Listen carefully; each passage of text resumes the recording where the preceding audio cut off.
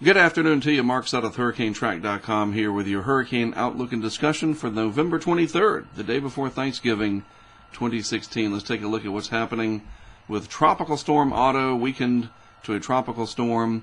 The name of it, whether it's a tropical storm or a hurricane at this point, really doesn't matter because it's basically a very large area of rain, and rain is problematic. I've hammered this a lot, and I will continue to talk about it today and in the future. Rainfall underestimated by a lot of people as being a big problem because we focus so much on the wind. You see a 160 mile per hour hurricane coming for you, or an 80 mile an hour hurricane coming for you, and you look at the two of them and you say, well, which one is the worst?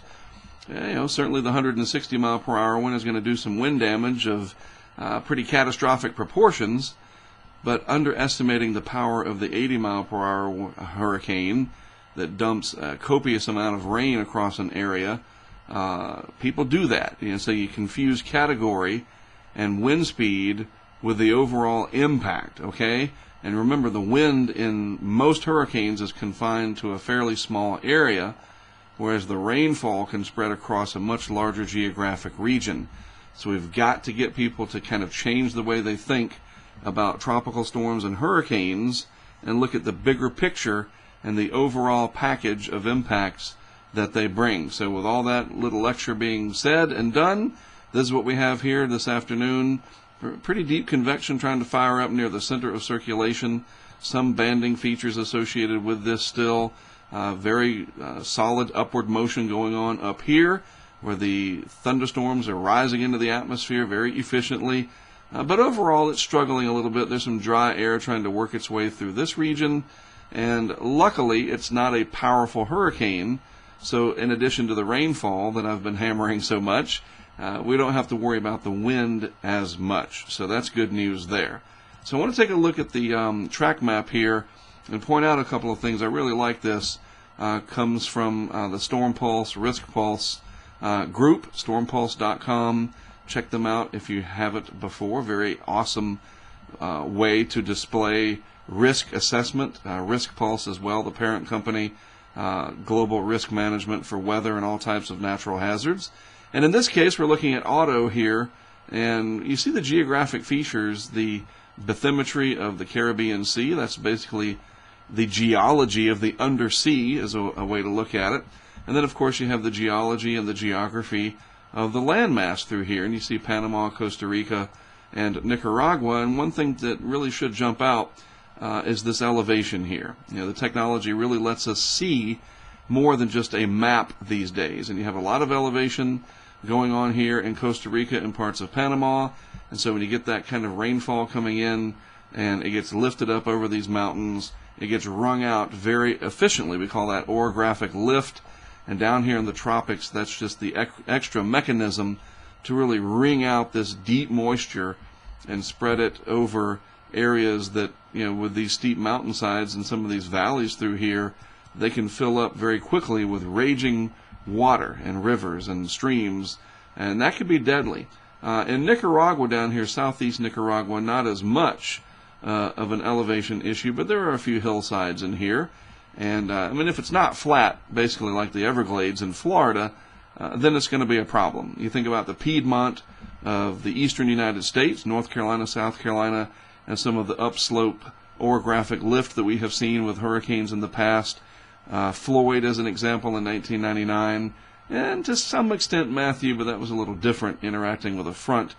Down here in the deep tropics, and we're talking about south of 11 degrees latitude down here, it's a little different. So very deep moisture going to get wrung out over these mountain areas. And if we click on Otto and we see what the track is over the next few days, it's going to pass through some of these areas where the orographic effect could be pretty substantial. But luckily, this will go, I think, north enough of Costa Rica and Panama to avoid these mountains here with the bulk of the moisture. But don't let that fool you. Some of that energy can circulate south into this area, and all you need, if I go back to this satellite loop, is a huge expansion of convection like you see up here.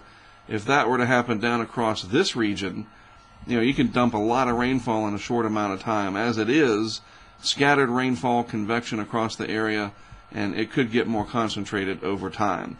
Looking at the health of the system, we saw the satellite picture, but if we look at this vorticity sort of scan, if you will, you see this kind of odd shape to the overall energy package down here. It's not exactly round all by itself. If it was sitting out here in the open Atlantic, let me just give you an idea. Let's say it looked like this, with a nice solid area of red right in the middle, whatever. The more round something is in nature like this, then that would be much more impressive, a very well-developed hurricane.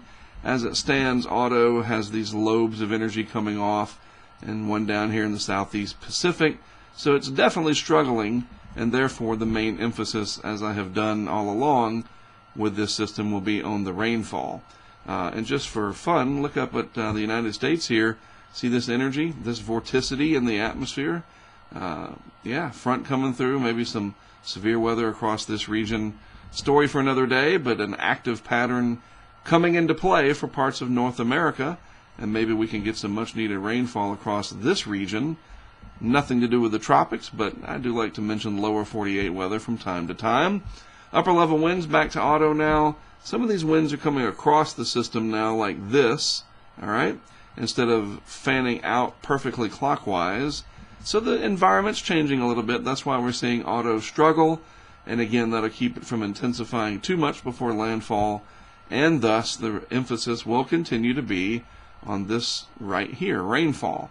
Again, 4 to 8 inches of rain in some of the region, and then more rain other parts of the region. It's a fairly large geographic area that we're talking about, and the way that the land masses kind of snake around and twist and turn, with Costa Rica and Panama coming down out of Central America, southern portions of Central America, the geography makes for an interesting setup. So some regions are going to see a foot, and some regions are going to exceed a foot and get close to 2 feet of rain.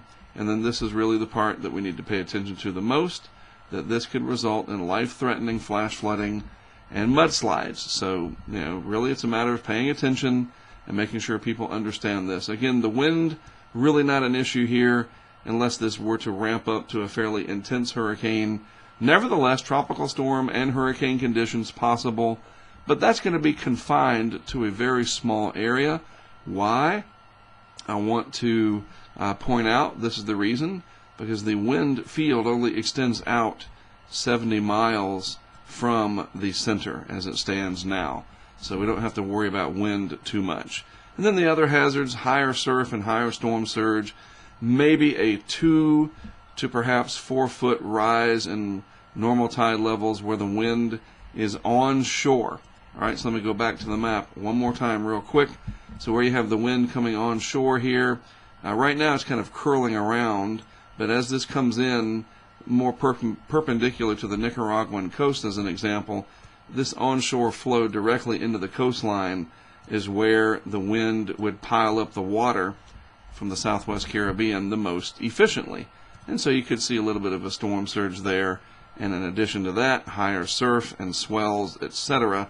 But not as bad as it could be, obviously, if this were a large, well-developed, and intense hurricane. So again, the main emphasis will continue to be on the heavy rainfall for that region.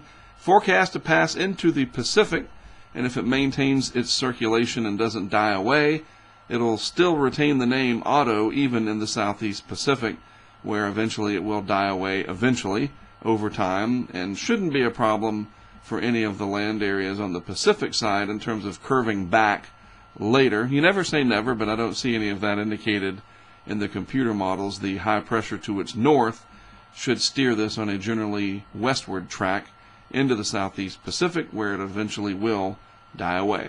And then that should do it for the 2016 hurricane season for both basins, the southeast Pacific and the Atlantic. All right, well, that's it from me for today. Have a great rest of your Wednesday afternoon. For those of you down in the region, I appreciate you tuning in. I've gotten some awesome feedback on social media, Twitter, and on YouTube with our comments. I really appreciate it. Be sure to subscribe for more video updates in the future. Again, I talk about this kind of stuff all year long, even when there's nothing going on to track. We're always talking about what's going to be coming up in the year ahead, and then interesting lower 48 big weather impacts, winter storms, nor'easters, that kind of thing. Always something interesting going on in the world of weather. And as always, I appreciate you tuning in to check out what I have to say. I am Mark Sudduth for HurricaneTrack.com, and even though it will be Thanksgiving Turkey Day here in the United States tomorrow, I will be doing an update then, so I'll talk to you sometime tomorrow.